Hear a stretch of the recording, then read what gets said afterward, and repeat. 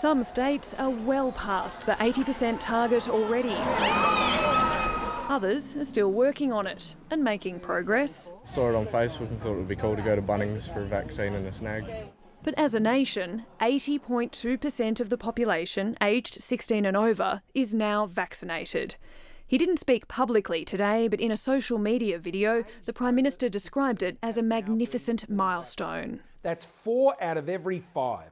How good is that?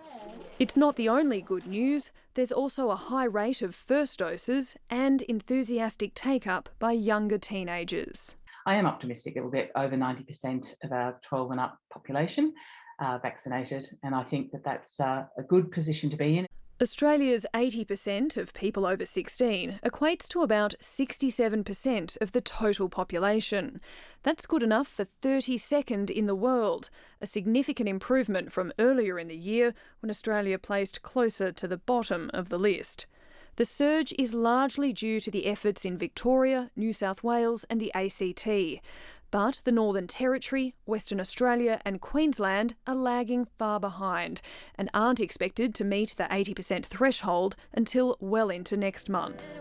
Until then, the risk of an outbreak taking hold remains. You really had to get your vaccination rates high enough, nearly 80% on the first dose, nearly 90% on the first dose in Victoria, to turn larger outbreaks around. The 80% nationwide target was critical to the national plan to transition out of lockdowns and restrictions, but that plan has long been sidelined as premiers and chief ministers with different COVID experiences and different thresholds for risk have each gone their own way.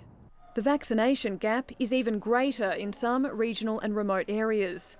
The position for Indigenous Australians is terrifying. Inoculation for Indigenous Australians is about 30% behind. The way in which you get vaccination rates up is going door to door. All states and territories are updating their plans on how to respond to outbreaks in Indigenous communities. Melissa Clarke, ABC News, Canberra.